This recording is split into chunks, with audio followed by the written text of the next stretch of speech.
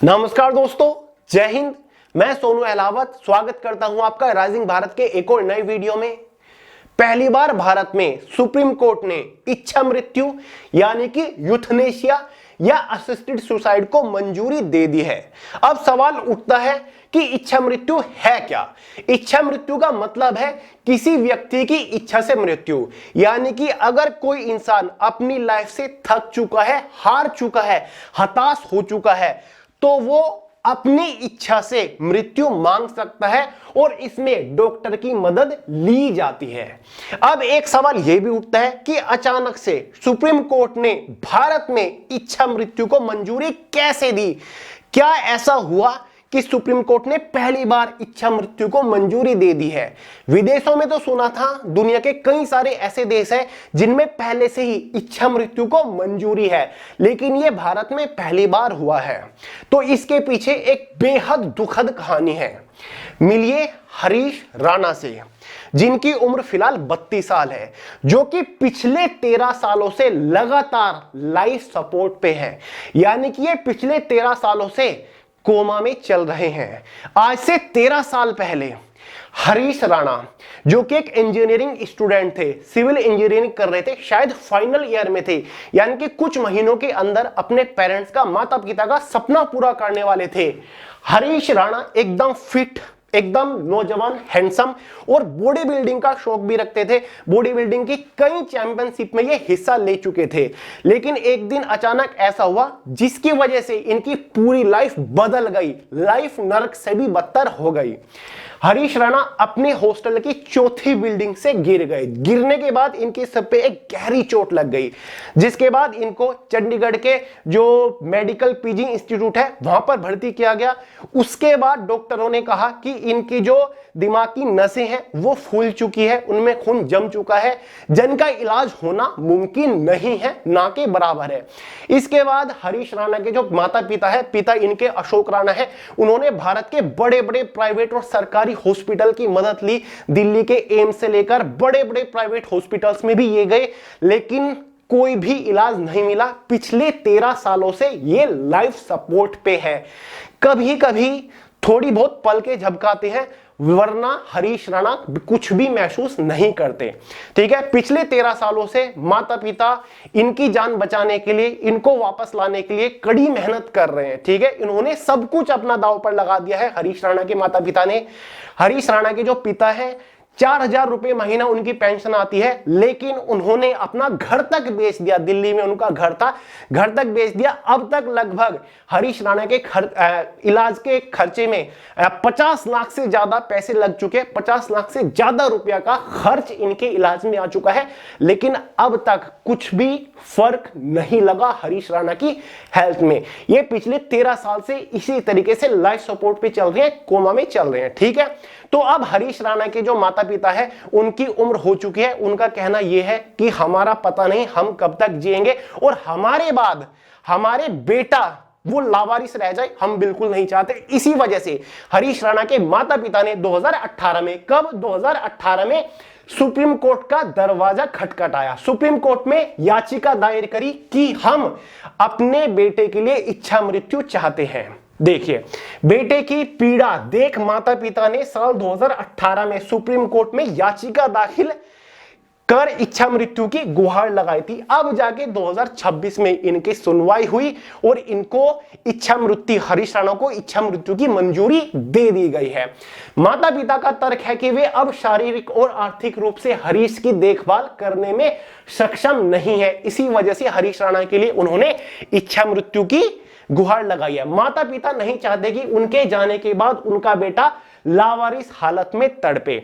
Delhi high court और supreme court में याचिका दायर कर अपने बेटे के लिए पैसिव यूथनेशिया की अनुमति मांगी है। अब देखिए, हरीश राणा को जो मंजूरी मिली है सुप्रीम कोर्ट की तरफ से, वो पैसिव यूथनेशिया। अब जो इच्छा मृत्यु होती है वो दो टाइप की होती है। इच्छा मृत्यु को इंग्लिश में यूथनेशिया बोलते हैं या फिर असिस्टेड सुसाइड बोलते हैं। अब एक तो होता है पैसिव यूथनेशिया, अब एक होता है एक्टिव यूथनेशिया। अब इन दोनों में डिफरेंस क्या है वो आप यहां पर समझने की कोशिश करिए। आगे आपको यह भी बताऊंगा कि किन किन देशों में जो यूथनेशिया है, असिस्टेड सुसाइड है, वो पहले से ही मंजूर है।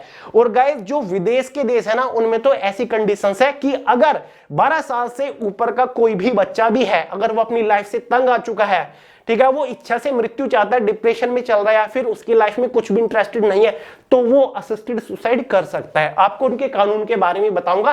पहले समझिए एक्टिव यूथनेशिया और पैसिव यूथनेशिया होता क्या है। तो हरीश राणा को पैसिव यूथनेशिया की मंजूरी मिली। पैसिव यूथनेशिया में बीमार व्यक्ति का उपचार रोक दिया जाता है।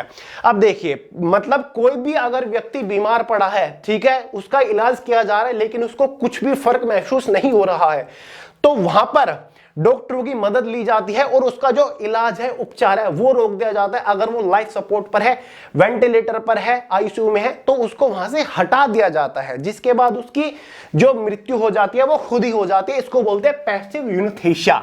एक होता है एक्टिव यूथनेशिया। एक्टिव यूथनेशिया में बीमार व्यक्ति को डॉक्टर जहरीली दवा या फिर इंजेक्शन देते हैं।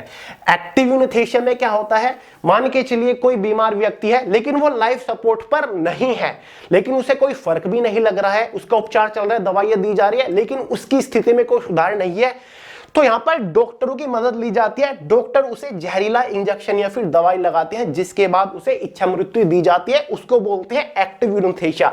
तो दोनों में यहां पर काफी डिफरेंस है। समझ गए दोस्तों? चलिए, तो यहां पर अब हरीश राणा को पैसिव यूथनेशिया की मंजूरी दी गई है। समझ गए? भारत में सक्रिय इच्छा मृत्यु गैर कानूनी है और इसे हत्या की श्रेणी में रखा गया है। समझ गए? सक्रिय इच्छा मृत्यु की यहां पर बात हो रही है, ठीक है। सुप्रीम कोर्ट ने कुछ ऐतिहासिक फैसलों के माध्यम से निष्क्रिय इच्छा मृत्यु को सशर्त अनुमति दे दी है। 2026 में सुप्रीम कोर्ट में एक संवेदनशील मामले में निष्क्रिय इच्छा मृत्यु पर निर्णय होने वाला है, ठीक है। मतलब अब हो चुका है जब मैं ये वीडियो बना रहा हूं, ठीक है, जो कि इच्छा मृत्यु को लेकर आगे के कानून दिशा को तय करेगा। यानी कि अब से भारत के अंदर इच्छा मृत्यु, स्पेशली पैसिव जो यूथनेशिया है, उसको मंजूरी मिल चुकी है, ठीक है। चलिए, अब देखिए, अब समझते हैं कि दुनिया के कौन कौन से देशों में जो असिस्टेड सुसाइड है वो पहले से ही है, मतलब देखिए मान्यता है उसको।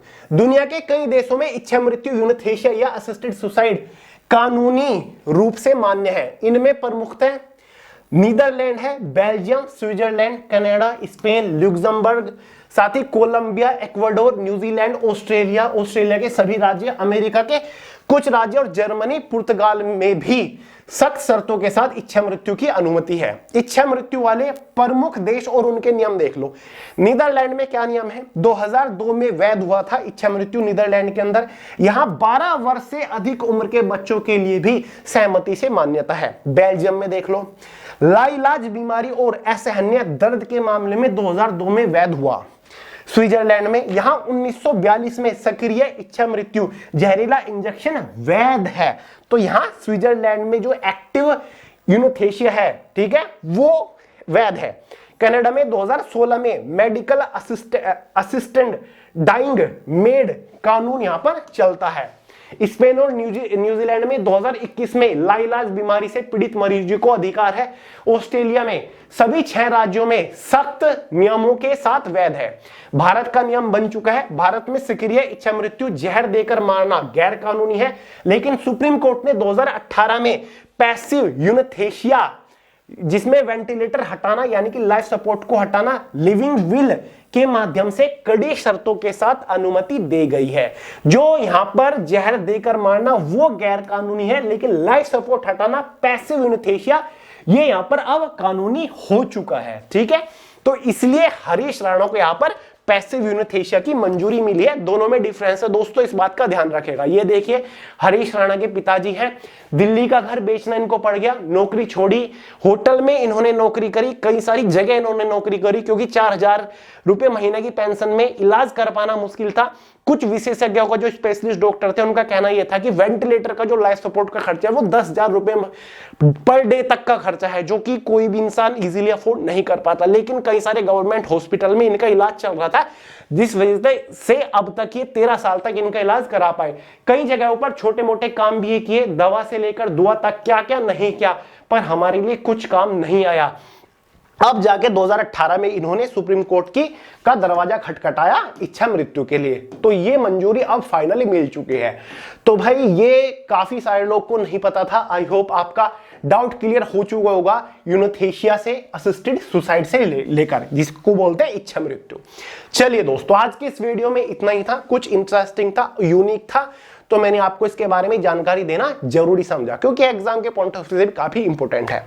तो चलिए दोस्तों, वीडियो आपको मेरी पसंद आती हो तो लाइक कर दीजिए, चैनल नया है सब्सक्राइब कर लो, सपोर्ट दिखाइए। ऐसा ही इंटरेस्टिंग लेटेस्ट इंफॉर्मेटिव कंटेंट आपके लिए लेकर आता रहता हूं।